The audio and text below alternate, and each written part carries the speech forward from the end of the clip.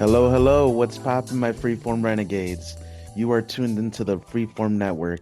Thank you for joining us for another fun episode of Freeform Radio.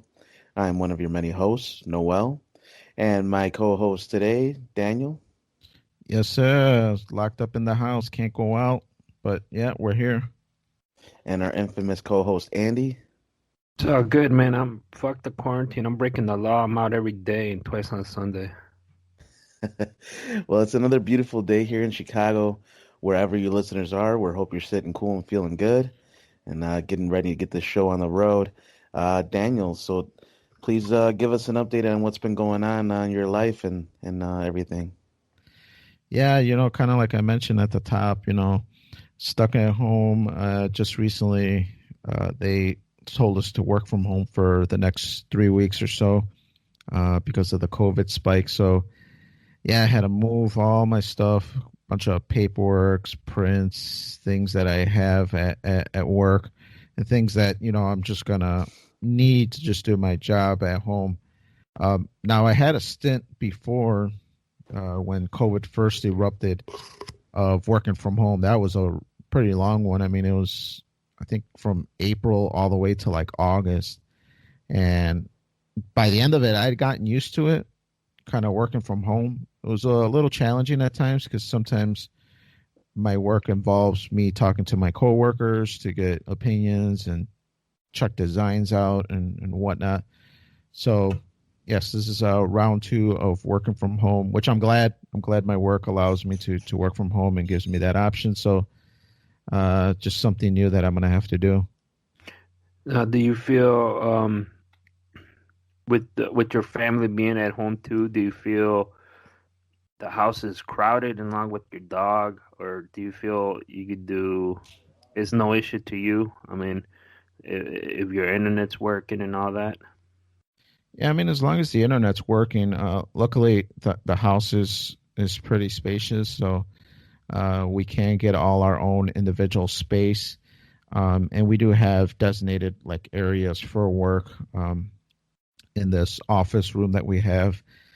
My wife has a desk, I have a desk, and we both have our computers in here. So, yeah, we're able to both sit in here and do our work. My wife also works from home, so it's something that I'm gonna have to get back into, at least for they made it sound like 3 weeks.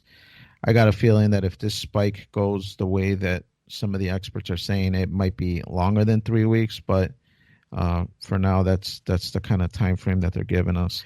For our people who don't know, we're in the Chicagoland area. I was actually this morning. Then I was reading. They believe the spike happened this week, or the peak as they call it. So we might be coming down. Nice. But we'll see what happens. I have a feeling. I still know people. Some former co-workers who work at different places. They've been working from home since like March. Like they told them to stay home for the whole year. Wow. And I know some, and these are like, but these ain't like small companies. These are like big 500,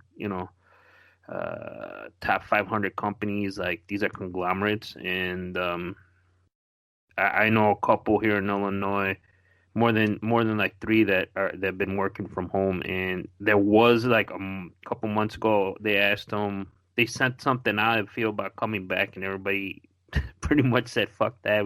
I think they got used to working from home, and yeah. So I've been asked. We were asked to stagger in our department, so which I'm fine with it. I'm like, working from home is fine, but I'm not crazy about it. Right. It's definitely a different element. For the most part, I tend to work on my own. I mean, I'm in my own cubicle, doing my own thing anyways. But there are times where you're at a point in the design and you're like, oh man, should I go this way? Should I go that way? So you do look for input from your coworkers. Do you welcome that input, or I think you're looking for is criticism, constructively, of course?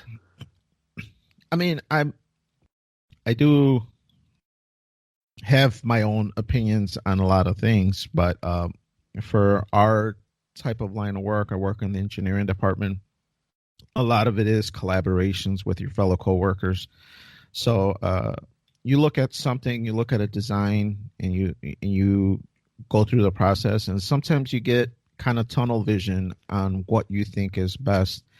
And sometimes when you bounce it off somebody, you get an alternative point of view, something that maybe you didn't even look at because you've been overlooking it for the whole process. And it really is refreshing at times to give you uh, something else to go through to maybe improve your design. So I welcome stuff like that. To me, I don't mind it. I don't get offended if people tell me, I don't know why you did it this way. This doesn't sound good. Now, after the project has launched, if those criticisms come up, then I find it a little more difficult just because where were you when we were designing this thing? Where was those inputs so that we can incorporate it into the design? But no, in the design phase, I think it's helpful to have collaboration from other workers. But nothing else really big time in the week happening. The only other thing that I want to talk about kind of quick was the Bears, man. It's terrible, man. It's bad at times where I It's can't garbage, even man. Say it, man. I can't even watch it, man. Sometimes it's a little difficult, man, to even watch. But I'm a Bears fan, so I'm gonna watch it, and I'm gonna watch it all the way through. But man, I mean, the QB issues, the head coach, the play calling, and even the offensive coordinator because he took over the play calling. But I don't really know how much leeway he had or how much different play calling from Nagy's. But all around, man, it's kind of difficult to watch. I'm not sure if you guys are watching football at this, Not this season, man.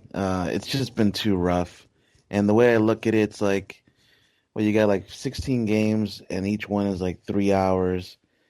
Like, would I do this for a TV show if it sucked that bad? You know what I mean? Would I watch fucking like 40, 50 hours of a TV show that I'm not agreeing with at all on any level?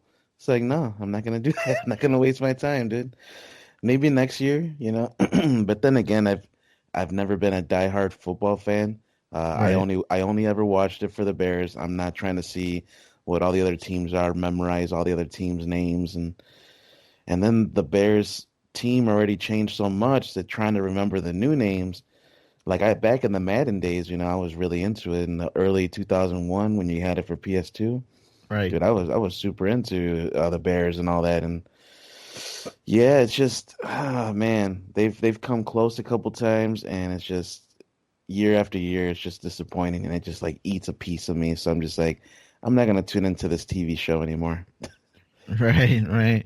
How about you, Andy? Nah, you know me. I love football, college football, and professional football. But yeah, the Bears.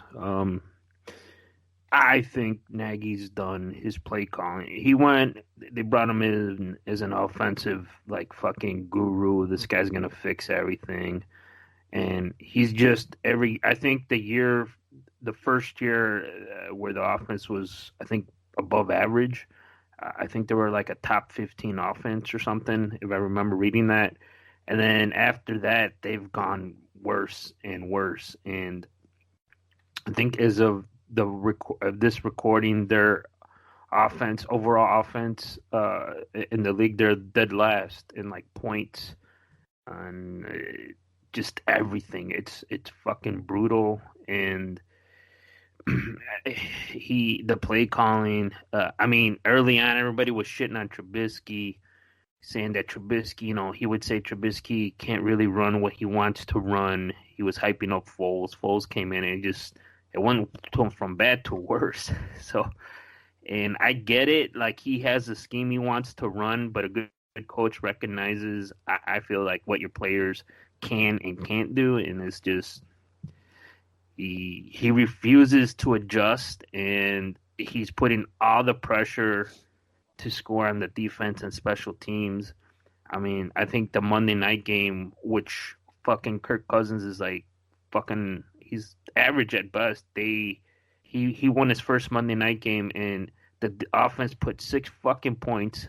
Special teams put up 7 of the Bears, and the defense got I think 2 takeaways. I mean, what the fuck, man? Like in today's NFL, you got to score at least 3 touchdowns to have a chance to win when your defense holds everybody to like 19, 20 points, your average. I mean, if you score 3 touchdowns, you're gonna fucking win. It's just, And it's horrible, dude. It's fucking horrible, and it's all coaching. I get it. He don't have the horses he wants, but you gotta adjust to what your players can and can't do. I feel I think the Vikings, they're not that great in defense the either. defense So is you would horrible. think Yeah. you would think if any game that we can kind of look somewhat presentable offensively, it would be this Minnesota game. But yeah, it was terrible where they couldn't even score a touchdown.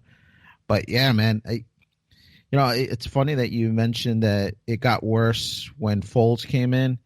My wife just got into football really last year, and then even more so this year. And yeah, man, me and her were in that agreement that when Foles stepped in to take care of the quarterbacking, to me, it took a step down.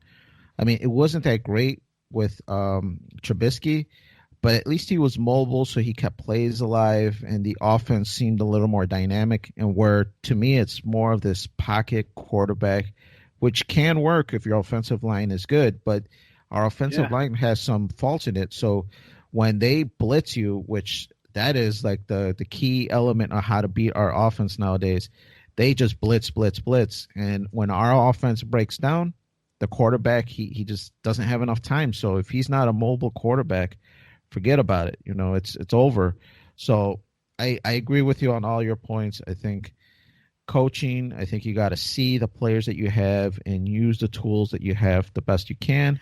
And I just don't think Nagy, offensive coordinator, or whoever else, they're not really using these players the best way. If you look where he came from, the Andy Reid, but look at like the quarterback in Kansas City. He had Mahomes. The running back was Tyreek Hill, and he's trying to run that shit here, and he don't have the O line. He Trubisky at least was mobile. He said he can't run the plays that he wants him to run. They dumbed down the playbook. When Foles came in, I'm like, all right, they're gonna open up the playbook to do what they can do, and it went worse. And to me, when I see bad football, and I mean, I'm fucking 41 years old. I've been watching football since I was like 9, 10. I can remember when bad teams fucking when you have bad offensive teams, the running the ball helps out. So to me, I feel like they need to slow the game down, go fucking I formation, put a tight end or whatever the fuck in front of the running back, and just fucking pound it and throw in what needed to be. You eat up the clock, and all this shit. And it just like he doesn't. He does all this side pass bullshit. Sometimes the pass is incomplete, or they lose yards. It's just horrible fucking play calling. And to me, I feel like they need to slow the game down. And then when they do get in a rhythm, fucking Nagy does stupid shit like taking timeouts, messing up the rhythm, and like his time control of time, is just has a bad record. Yeah, I think it's terrible, dude. I there's times that we're barely starting the second quarter and he's out of timeouts already. And then there's times that we're down to a minute left in the half and he still has all 3 timeouts. So it's either he uses them all up or he saves them all. It's like there's no sense of, all right, my defense is kind of winded. They were going, no huddle. Let me call a timeout to give my defense an extra, minute so they can catch their breath. Stuff like that. He doesn't see that. And even on the offense, he doesn't see when the quarterback's having issues lining the players up correctly and he's struggling. Those are the times that you're supposed to call a timeout when there's confusions in plays. And I think because he was taking care of the offensive play calling, I think some of those went to the wayside where he wasn't managing the clock correctly. So I did like that the offensive coordinator took over play calling, which hopefully will free up Nagy so that we can properly judge him on time management. But I got a feeling that he's not that good anyways, even if he was just standing there watching the game. I think Nagy's done, and I think he's playing to keep his job now. He's coaching to keep his job. I think his first fault, for whatever it is giving up the play calling during the season. To me, that's sign like he knows he's under pressure. So he gave that up, and then this week there was rumors coming out that the McCaskies are not fucking happy with Nagy or Pace. They were embarrassed how they lost on Monday Night Football, twice, and then like the Sunday night games, there's nationally televised games, and they're being criticized. The offense is being criticized, very bad, and I think they're embarrassed how they can't score, and that there's rumors that McCaskey's gonna, at the end of the season, George McCaskey, the owner of the Bears, or the president, his mom owns the team. Allegedly they're gonna really start. I think he's done. I mean, I don't know. I mean, with COVID, I don't know what else to expect, but I've seen enough of Nagy. I mean, I feel like the league caught up to him within a year, or after the first year, and he hasn't made any changes. So, Right. I mean, Yeah, you got to adjust, otherwise the league figures shit out quickly now. right. I think that is a part of it. The league is quick. The first year, he's new, exciting. People are trying to figure him out. But I kind of see it a little opposite as him giving up the play calling. I think it's him kind of showing people that he is not all to blame, because no matter who calls the plays, the offense is terrible. The offensive line is terrible. The quarterback is not that great. And there are other issues other than just the head coach. But I mean, hopefully that'll play out in the next coming weeks. All right. So, yeah, the Bears are terrible. Terrible news all around. But let's speak on something good and more positive. Noel, let me know about this 15 seasons of Supernaturals, man. They had a great run. How are you seeing this final season come along? Oh man, it was epic. It was good. It was a good ending to a long running show. I've been watching this since 2006. It started in 2005, but I watched the I watched the DVD season 1 at my cousin's house when it first released in, I think, 2006. And ever since then, man, I've been hooked on it. It's been a great long run. Have any of you guys watched the show Supernatural? I haven't. I mean, I think he was watching it for a while.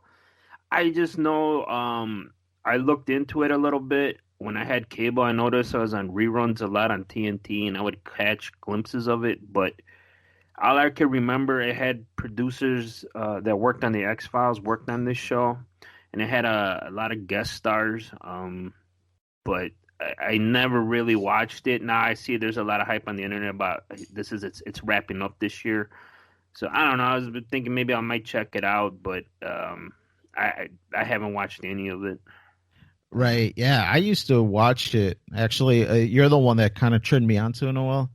And I don't know exactly where I jumped off. I must have at least got 9 or 10 seasons in. But to me, at the end, it was getting a little cookie cutter, rinse, repeat kind of thing, where it was always like an angel going bad, and then I forget their names now, but the brothers, the Winchesters, they have to kind of reel the angel in, and then it's the devil, so then they got to reel the devil in, and then it's God, and then they got to reel God in. And so it was getting a little bit repetitive to me. It was still very interesting because I like the dynamic between the two Winchesters, like muscle car heavy guys. They're just guys. One guy's a little more sentimental. The other guy is a little more, like a rough exterior man. And I really liked the whole dynamic of the show. But yeah, towards the end, it did start getting kind of fatigued. Kind of a little bit similar to Gotham, and I think I mentioned it a few weeks ago, where it's.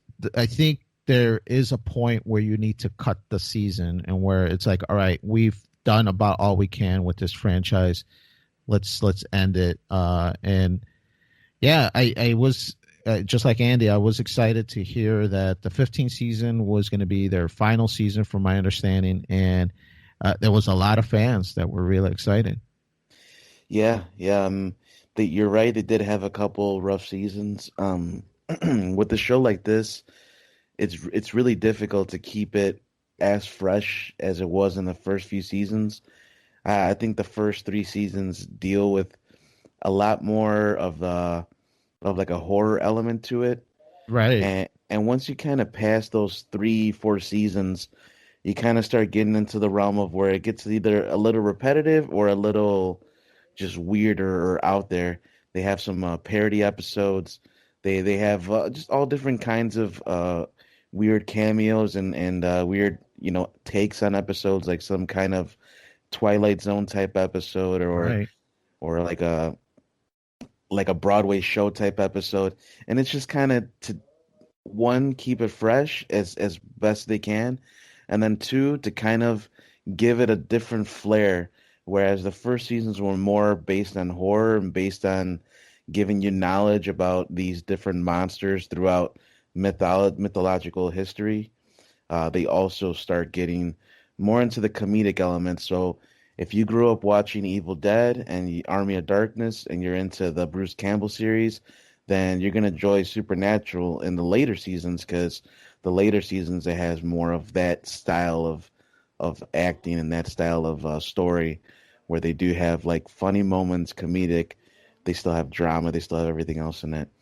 Um, Yeah, I think the last season that I saw, one of the Winchesters had the mark of Cain, and so yeah, he had to kind of figure out how to get rid of it, and then um, Sam was found out to be some kind of like archangel guy, I think.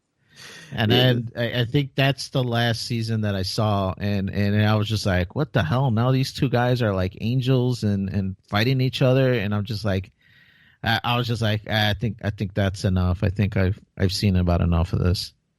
it does get a little out there, man. That's when they But jumped the shark, Danny.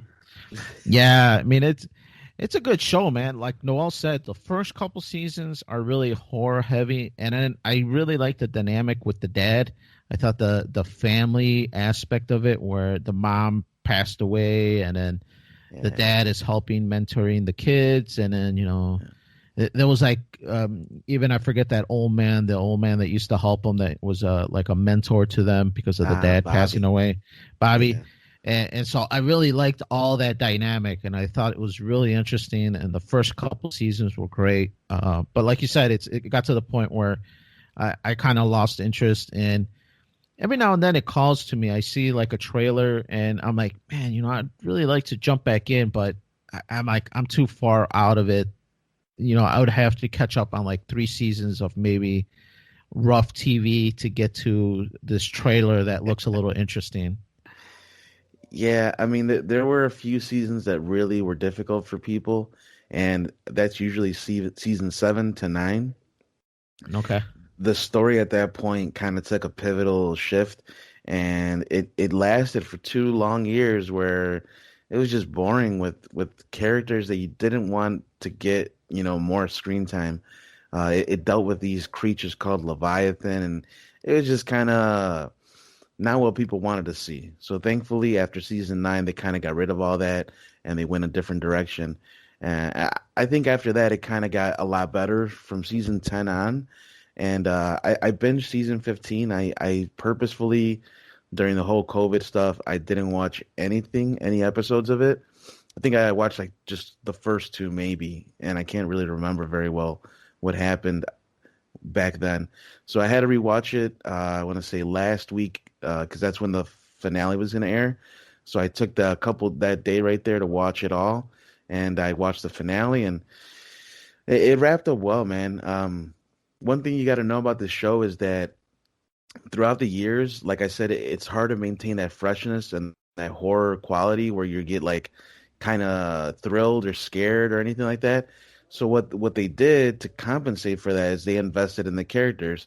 If the story isn't going to entertain you necessarily, the characters will because you grew to know them better and better every season. They do really great on that. That I give them a lot of props for. The actors had a good background in drama. So Jensen Ackles, who plays Dean, the older brother, he has a background from soap operas. That's what he was doing before the show. And so he has a very good ability to make things real in the human level. So the characters get the development to the point where you're not just watching, these guys go in and kick ass like fucking Captain America. You're watching these guys kick ass, have to go home by themselves, no wives, no kids, no family, no one else that gives a shit about them. And you see that year after year, it becomes difficult, but they become stronger as a result because they got each other at least. So the one overarching theme of the show is family and Right. brotherhood, and because of that, brotherhood bond that is like really heavily put in the show. I loved it, man, and it was really sad to see it go at season 15. But you know what? I accepted it. Actually, the ending was perfect for you to accept loss, loss in general, for anyone and everyone. It's like it epitomized the feeling of loss and how it's okay, and so it was perfect. It Wow. really, yeah.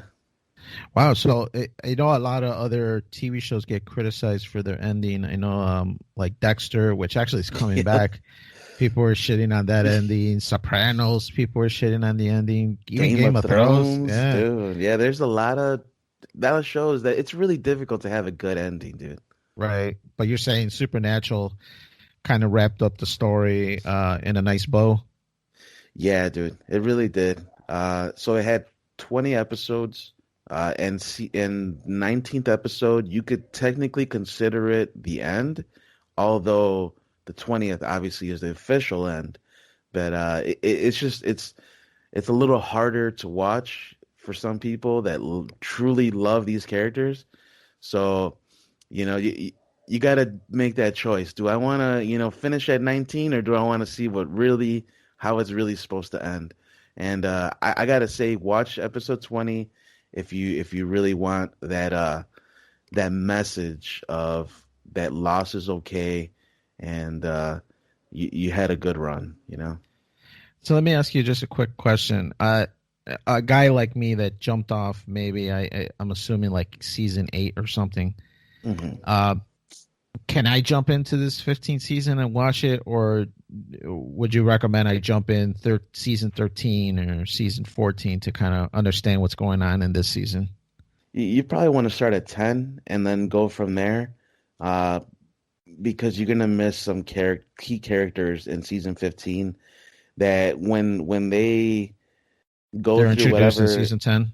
Well, I'm not gonna say season 10, but definitely from there to Oh, okay. 15, you're gonna see some people that are introduced that if you don't see them introduced by the time you get to 15, and if something happens to them, you're like, I don't care. But like if you see them from 10 to 15, you're like, oh, these guys and that guy, and I care about what they do and this, that. And then if something happens to them, you're like, shit, like, you know what I mean? Like Okay, all right. Game of Thrones, no one's safe. Let's just say that season 15, no one's safe, and the build up from 10 to 15 is worth watching. All right. Um, but yeah, that's that Supernatural, man. Thank you for the 15 seasons, to the creators of the show. Thank you to the fans that also cared about it just as much as I did. And just one last thing I wanted to share about my week. I'm actually contemplating getting a greenhouse for this upcoming year. I've Mm. been I've been growing some plants and herbs last year, and it went really really well. I harvested in October, and then I did a little drying and curing phase, and it's just about wrapped up right in time for Thanksgiving to test out that herb. But I'm thinking about getting a greenhouse, learning how to cultivate, harvest, dry, and cure all different kinds of herbs.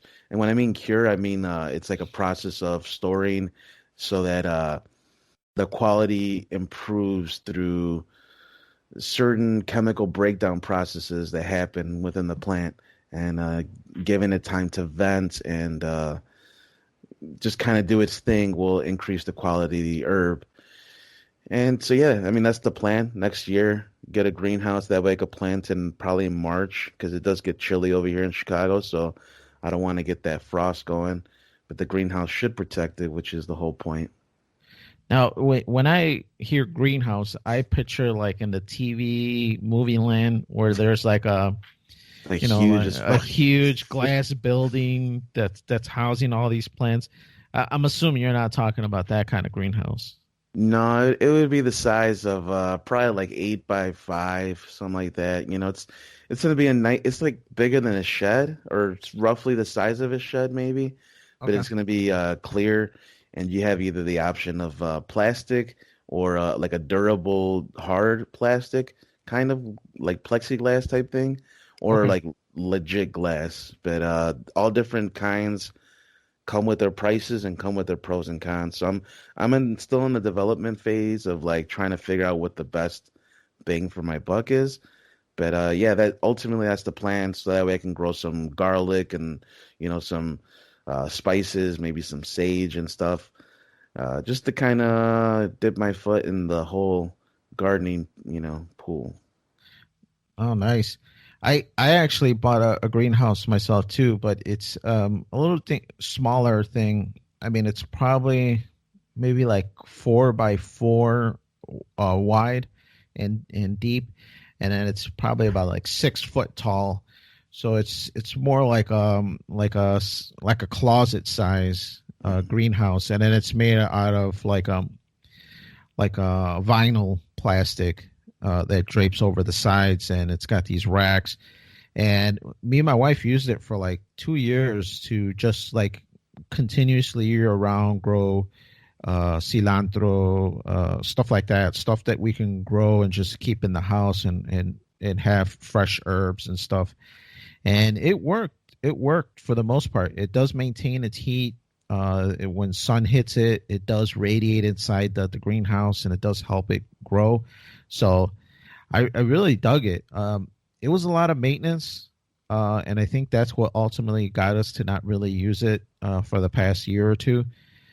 But every now and then I see it in the basement when I walk down there, and I'm just like, man, I should really bring this guy up and try again and get this thing going. And I was looking into doing some more like maintenance free stuff where you would put like a half cut off liter of water on a like a can like a Pepsi thing.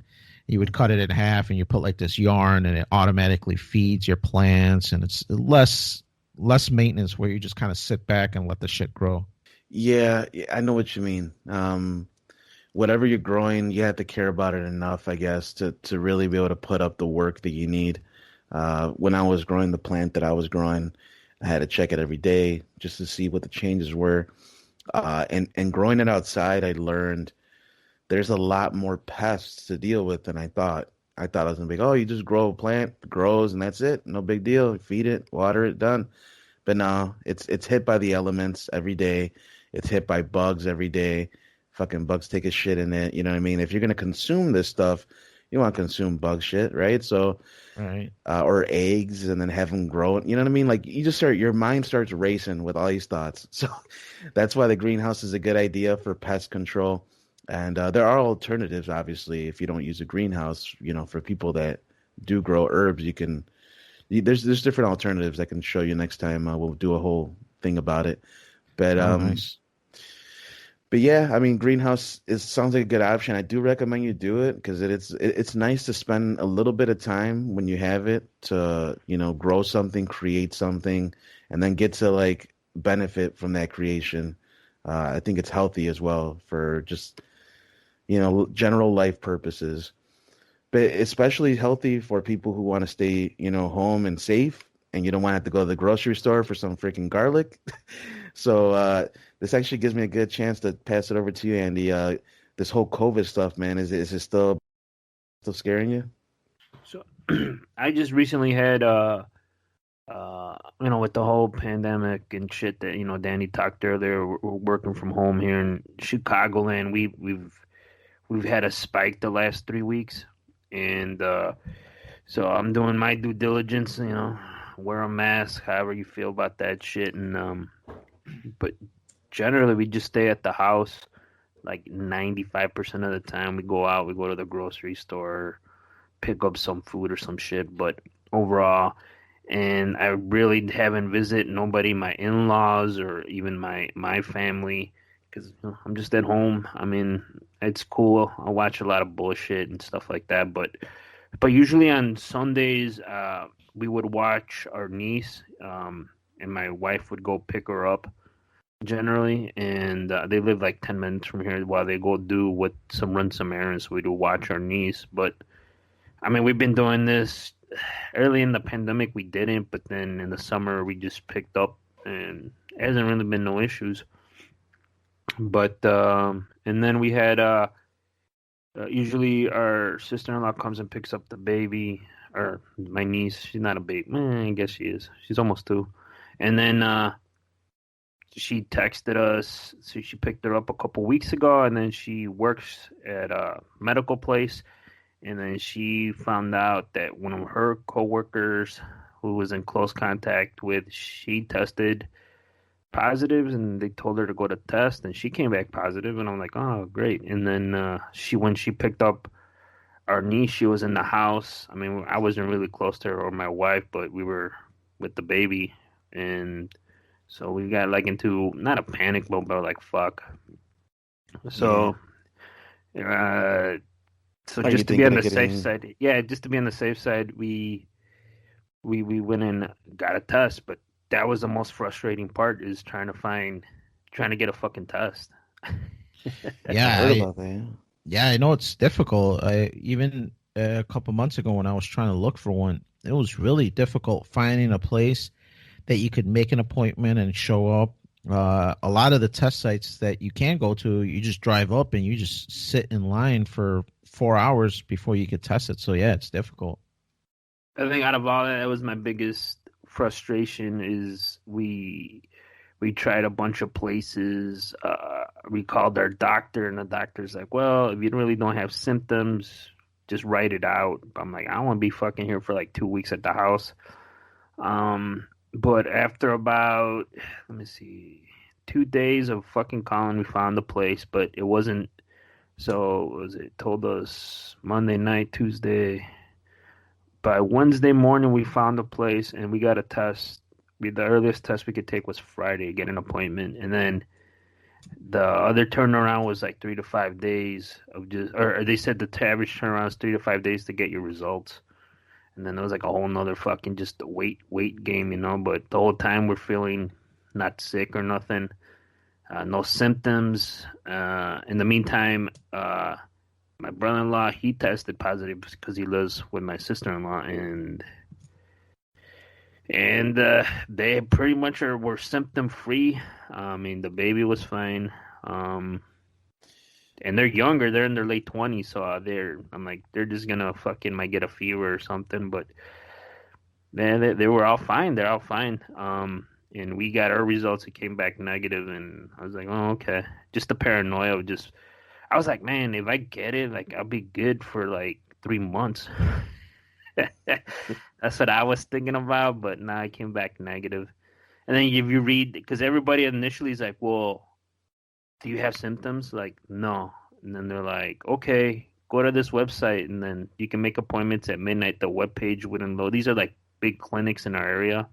The other place was just like, do you have symptoms? No, then I can't give you a test. You can only get a test if you have symptoms. I'm like, well, did I just fucking lie and say I got a fever or something? Like, it was just that was like the most frustrating part. And then our primary doctor's like, well, just write it out. Like, and then like I went into the CDC, and then they're like, if you've been in close contact with somebody tested positive, it's like if you were in close proximity with them for over 15 minutes. And I'm like, well, we weren't, but man, how the fuck are you going to know, right? Because the only thing that's been consistent about the virus is it's super contagious.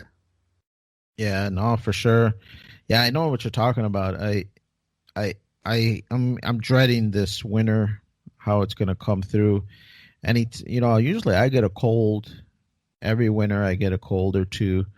And then if it's a bad winter, I'll get, a flu or whatever, but usually it's just a cold or two. I'm dreading it, man. I'm dreading getting sick and not knowing whether it's just the regular cold that I usually get every year, or is it, COVID. So it sucks that it's going to be so difficult to get tested. Hopefully that stuff gets a little better so that you can be able to make an appointment and then get the results in a timely manner where you're not in limbo for like a week or two. That's what I'm saying. Like, it's the biggest issue is the fucking test. And in Illinois, if you look at the recovery rate, it's like 97%. And then if you look at all the numbers, so yeah, people are getting sick.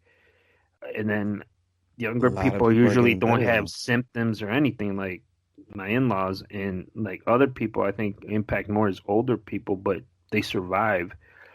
It's just like I said, I think what freaks out people more is like I guess the knowing is like, yeah, do I got it, and then how you deal with it after 2 weeks, and and that's the thing because everybody's fucking different. And then even they say if you go like only go to the hospital if you have pains or trouble breathing, like that's it.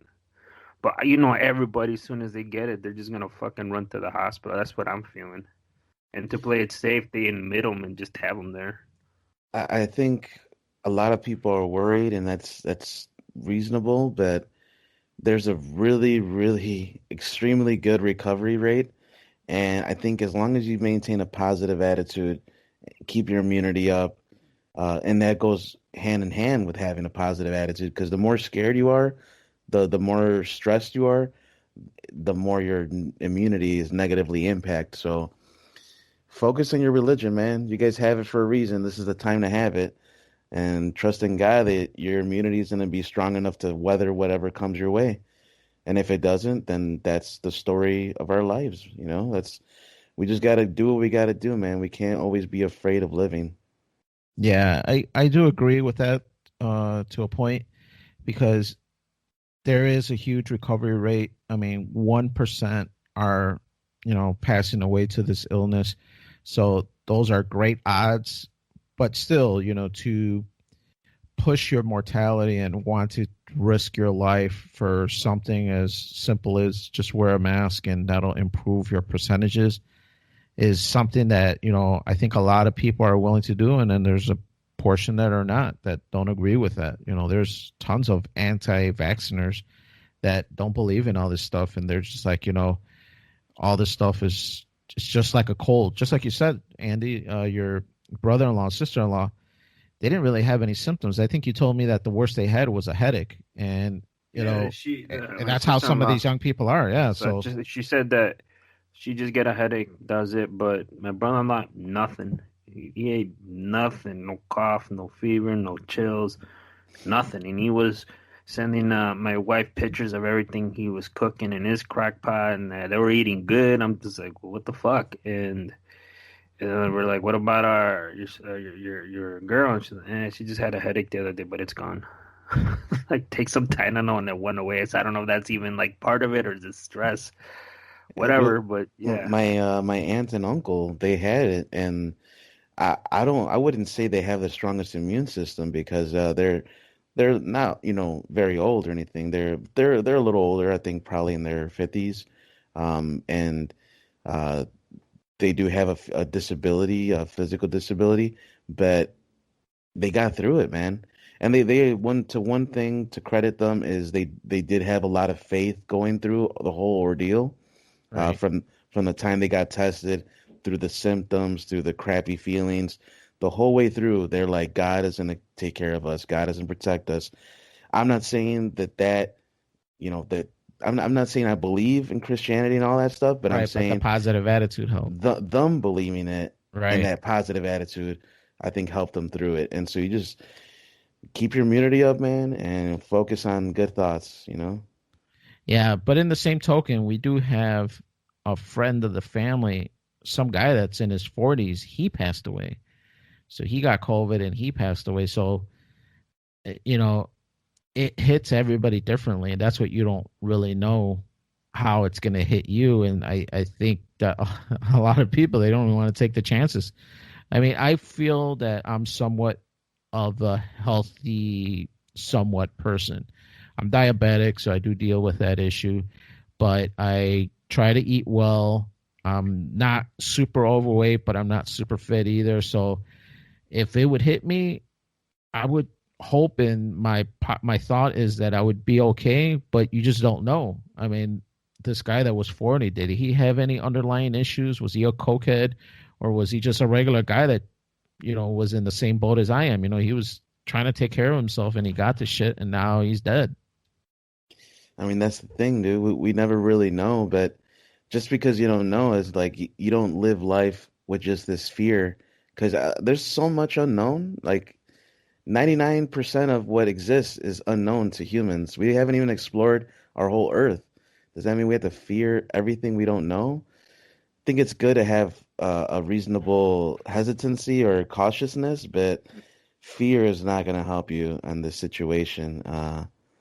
I think the best you can do is just wake up every day, be thankful for that, and then just be as strong as you can that day. If you're sick or not, there's nothing else you can really do, right? Like, If I don't know what it is, I'm shooting first and asking questions later, guys. That's Right. my philosophy, and rather safe than sorry. But yeah, I mean, everybody, we've talked about it throughout this fucking last year of 2020 with the pandemic. Um, everybody's reacts to it differently, but you guys hit us up if you had it or whatever, and at ffnquestions@gmail.com. What's your experience with our family members or nobody? They tested positive and they still went out partying or underground clubs or bars or whatever. But real quick, the only thing the positive thing that this brought in is the quarantine and just been home watching stupid shit. And I found this wrestling organization that fucking went under like I think 5-6 years ago. I heard about a podcast posted clips on YouTube talking about this urban wrestling federation. It's where hip hop and wrestling meet. It's from like the 2011s, and goddamn, bro, it was. I started watching clips and I couldn't find the full pay-per-views they had, so I found some DVDs and holy shit, man. I bought me some bourbon and I watched the first DVD this Friday. Goddamn, it was fucking hilarious. All these urban wrestlers just talk about getting fucking money, fucking bitches, and winning championships, and it's just fucking hilarious. I'm not knocking it, but it's just like the shit is awesome because it's so fucking bad. And the main event was Homicide, which I know of. He was like an Impact Wrestling, and Eddie Kingston, which is an AEW. And the guy cuts a great fucking promo, in Kingston. The only problem is, like, to me, he's not like a wrestler shape. He's just like your average guy. That's the main event for the first pay-per-view. And then, just to top it off, this is how the pay-per-view ends. There's like these crews from like Miami going up to New York, and they're talking about we're gonna take fucking money. They're going around the arena fucking up like people who are like drug dealing and shit. I don't know why in the wrestling.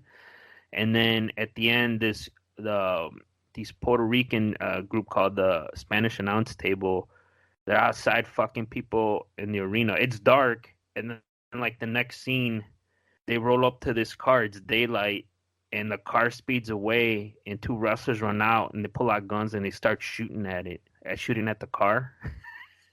And that's how the fucking pay-per-view ended. And I'm just like, God damn, man, this shit is awesome. Jesus, man, this does not sound like WWE. And no, man, it's ahead of its time. They run here wrote, the All Urban Wrestling Federation is not for everybody. See, it was built around taking the urban drama scene in The Wire and branded with the bravado of hip hop spliced blood and guts of professional wrestling. Jesus. So check it out. I mean, let me know. I mean, it was a good distraction while I was waiting for my results, and it was just I heard clips of it and I saw some matches, and there's some nice looking women. All these rappers with money just talking about fucking money. It's they call it, the ring is the new block is their little tagline. Reminds me of that wrestling game, the Def Jam wrestling game. Yes, some people in the comments on YouTube, it's like, oh man, it's like Def Jam All-Star Wrestling or that PS2 game or PS3 come to life, because that is exactly what it is. It's just they're coming out and it's just fucking nonsense, and I fucking love that shit. That's why I'm like, I gotta watch the rest of these DVDs. Maybe down the road, I'll give some more fucking reviews. But We got to get into some serious stuff here, guys. We're going to go into our article of the week.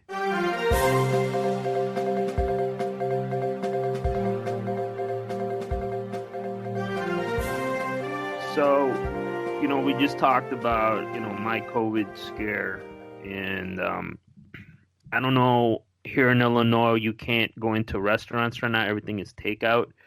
But I found this interesting that Burger King, a fast food giant here in America, is testing reusable packaging to minimize environmental impact. So, and then the first picture you see on the article, this is by Fox Business News. They have a plastic like cup and like a plastic Whopper holder or carton. I mean, I don't know what if you guys think it is, but it says it's a container. A container. There you go. The fast food chain plans to test out reusable packaging, including a sandwich container and beverage cups. The 18,000 plus restaurant chain announced on Thursday. It will debut a pilot program in New York City, Portland, and Tokyo sometime next year. Customers will opt out to use the zero waste packaging, which will pay a deposit and then receive a refund when they return the containers, which can be cleaned and reused repeatedly. So, you guys ready? In Spanish, they call it envase, where you got to leave a deposit. Otherwise, you don't get your money back when you get the old Coke bottles. Yeah, like the glass Coke bottles. So, I mean, I see they're pushing the environmental. I guess maybe if it was like glass or something more hygienic. The plastic kind of freaks me out. I mean, is this something? I mean, I don't really go to Burger King as much. It's been a while, but I don't know if you guys do. I mean, it's cool. Yeah, I'll give them 2 for kudos $5 right now, man. You could win a PlayStation 5, man. Hell yeah, I'm going to You gotta Burger pay King. extra, man. You get so excited, you're gonna lose that 50 cents. They don't say how much the deposit is, but I mean, it's kudos for them for trying to be environmentally better, but I don't know, man. I'm not feeling it. Right, and they're not the only ones. McDonald's also did this program in the UK, so they're not the only ones. Last year, McDonald's is trying this as well. One thing I always am curious about is how they're going to recycle this, the actual method and what energy goes into doing that. You can't do something with something. You can't change it without using energy. So pretty much, let's say you're going to recycle it and you have a recycling plant built for this. Well, it's using energy, and how do you get it powered up? Unless you're using solar, you're going to be using some, fossil fuel. So Right. how much fossil fuel energy is going to go into this to get it reused? Is it going to be more? Are you going to have more carbon emissions just so you have less trash? You know what I mean? Yeah. Right. Presumably, it would be less. And then I don't know if they're necessarily recycling, because from what I got from the article, it's more of they're cleaning the old container. So you would bring in the container, they're going to steam bacteria, clean it, do whatever, and then they're going to redistribute them to the restaurants, and then they'll reuse them and reissue them clean ones for people to swap out. So I would bring in my dirty one. They would give me a clean one. So the next time I bought a Whopper, I would give them my old container. They would send it off, get it cleaned, and then they would give me a clean one with my new Whopper. Yeah, they call it the loop system, and there's a quote here. The loop system gives us the confidence in a reusable solution that meets our high safety standards while also offering convenience to our guests on the go. So that's what I was thinking. Like, I guess what you just said, Danny, makes sense. You turn that in, they give you back a clean one with your food, which is, yeah, like if you don't want your deposit back immediately. And the other thing, I didn't see how much the deposit is. I'm assuming it's not that much, but I don't know, man. Like, I feel like the paper waste and the cardboard, I think that's better, because doesn't that shit break down to the dirt and all that stuff compared to the plastics? Or if this doesn't work out, what are they gonna do with it? They're just gonna dump it in the landfill? Yeah, dude, I don't know. There is hope in the future. I heard that there's a plastic that bacteria eat. So like if you make things out of this plastic, it'll biodegrade if once you introduce this bacteria in that Right. landfill or whatever. So I don't know, man. I don't know if this is the way, but like you said, at least they're trying. So give them props for that. It's and then like in our culture, I personally, I mean, I grew up. I throw shit away. My wife's family, if it's plastic and it has a lid, they fucking keep it. Even though they got nice Tupperware and they got nice containers, like shit like this, I feel like in our community, they're gonna keep that shit. I mean, obviously you paid the deposit, but I don't. I feel like, oh, this is nice, and like that's why I said, like in Mexico, when you buy a glass pop, and those are lower income uh, areas, they pour the pop in a fucking Ziploc bag with a straw. I mean, Whoa. it's because you don't want to pay the deposit for the glass bottle because it's Right. You buy it, pour it into a Ziploc, and then give them the bottle back so you can get your 15 cents back or or whatever yeah, it you don't was. get charged the extra 15 cents. And like, Right. I mean, I guess we're a first world country. There is not that big of a concern, but and the other thing is the cleanliness. Like, plastic is just it's fucking weird. It stains easy, and like the one they have here is brown, so I'm not gonna be able to see. It leaches too, man. Yeah, that's my like if it was like I guess a material that you could see the cleanliness more. Like plastic is just to me it's the worst when you heat shit in it. How is this shit microwavable? You know how people are, they just want to throw shit in the microwave. Even when you take those to go containers from like the big box fucking restaurants like Olive Garden and like Red Lobster. People just throw that shit in the microwave. They're not pulling it out and putting it on some fucking tray. I mean, It and those are usually meant to is be thrown away. cardboard though, isn't it? Yeah. I don't know how that would work with plastic, man. You're right. It might not be microwavable. No, Yeah. but I think to Andy's point, a lot of people do microwave in plastic containers because they don't really care. And to me, I try to minimize that, as much as I can because plastic melts and that shit sticks to your food. And then you eat pieces of particles of plastic in your food. And then, yes, we eat tons of garbage every day, but, I'm Oh, not trying to eat plastic, if I could avoid it. You know what's plastic's good. funny about that?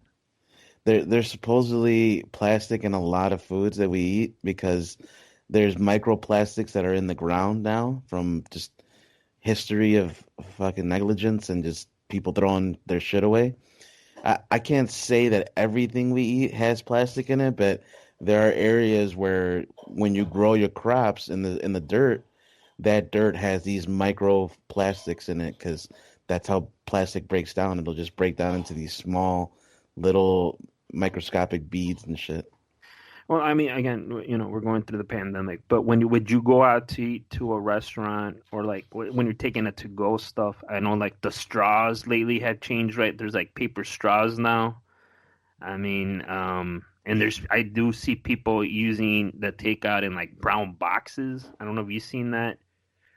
So I'm assuming that stuff's like biodegradable. I mean, compared to this just plastic option, because I think the plastic has it's run its course in today's world, and everybody wants shit. I think the way we grew up, everybody just throws shit away. I think younger people they just want to throw away shit. They just want to make it easier to throw away. So that's why this seems not outdated, but it's a good effort. But I just don't see it, especially like at a fast food place, being a viable option.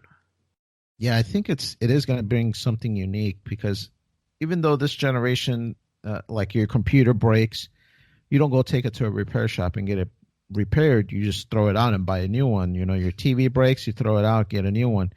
So that culture is here with this newer generation. But at the same time, you look at some of the people on the West Coast, like in California, they're all about eco-friendly. So does the word, this is more economically less stressful to the environment, is that going to entice people to use this and really go with this method? But like Noel mentioned, there is a cost to everything. There's a waste that comes about for cleaning this. There's a waste Why aren't we using glass bottles with the envase anymore, where you go and take it back and you get 15 cents? Because it was a pain in the ass. So the overhead and the charge and everything that you got to do to make it safe to reuse, it's a pain in the ass. So we got rid of that here in the United States, while it's still prevalent in other countries. So is this something that's going to work here? I'm actually curious too if any restaurants ever tried what normal other restaurants do, like the glassware. When you go to a restaurant, they'll pour your water in a glass. At the end of the day, you just leave it there and they'll clean it up. So like, because glass is a lot easier to clean. So I Yeah. wonder, could like a Burger King or McDonald's do indoor dining? I mean, once that's a thing again, if that ever becomes a thing again, where you have glassware if you eat there. If you eat to go, then I guess you have plastic, but at least it'll minimize, half of the people. So you only use plastic for the to go orders. Well, yeah. Again, we're seeing a trend. I mean, what we've just went through. They're building fast food places where you have the least amount of contact. Like I think Burger King's doing it. I saw an article about that. I saw KFC's doing it. So I think going forward, I think fast food is I guess no one's really. I feel like no one's gonna go in there and eat it. They're just gonna take it to go and eat somewhere else because of just what we went through for the foreseeable future. Maybe down the road it'll rebound again, but I just saw an article that KFC and like Burger King and I think Wendy's are talking about contactless restaurants. I don't even know how the fuck that works, but you just drive in and drive through, or they bring you out the shit, curbside pickup, and they just you don't really see or talk to them, but everything's through a fucking app, and then someone just rolls out and throws the food at you. I did see stuff like that, like a Sonic style, where you Yes. pull up to this like drive-through booth and you park there, and then somebody brings you the food. So other than touching the teleprompter or maybe going off of an app and sending it to this teleprompter, you would basically not touch anybody, and they would just bring you your food to your car. Have you ever seen the movie Idiocracy? Yeah, Yes. yeah. It needs Gatorade. Or the Carl's Jr., and like it's all automated. Like there's no people. It's just like robots, and it drops your food and shit there. Mm-hmm. Like It's like fucking like hydrated a vending food. machine. Yeah. Oh man, I can picture that, dude. That's gonna be crazy if that stuff like that starts to happen. Well, yeah. I mean, you're starting to see again. The more and more stuff is trickling out for new. I mean, I don't even call them restaurants. It's just somewhere you go to get fucking food. It's gonna be like, how long before like grocery stores they already bring out, Alana, her video blog Grocery you guys pickup. about you just go pick up and they dump it in the back of your fucking car. Right. I mean, we've done that. We've gone to Aldi and some poor teenage girl drops fucking all this shit in the back of her car.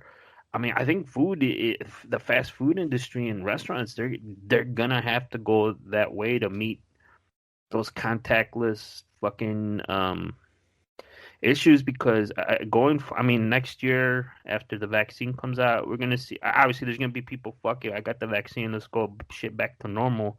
But there's gonna be people that are freaked out, and I think it might continue to go where like I'm gonna do contactless as long as I can, or people who don't get the vaccine or whatever. But I think it's gonna be around for at least the next couple years.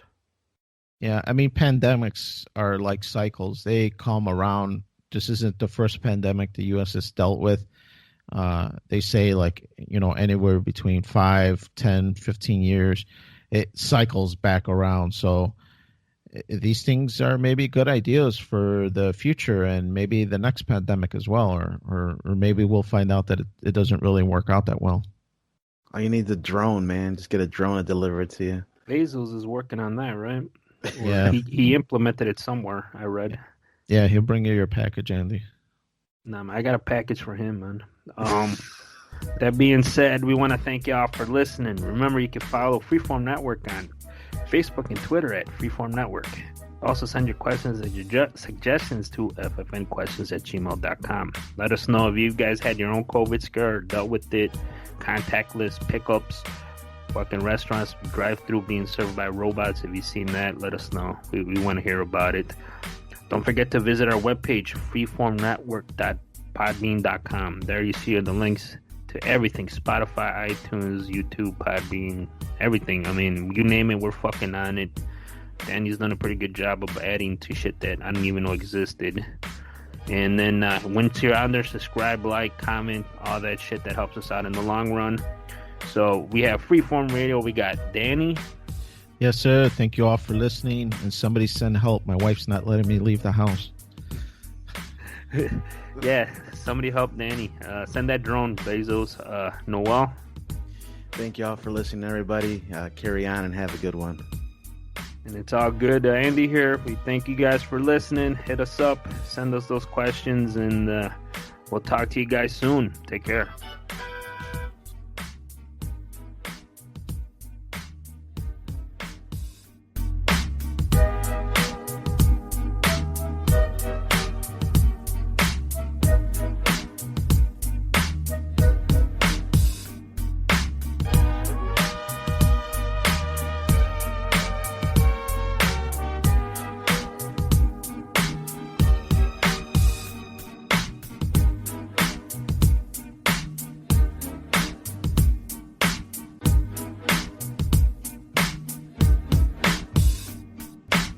That was cool, Dad.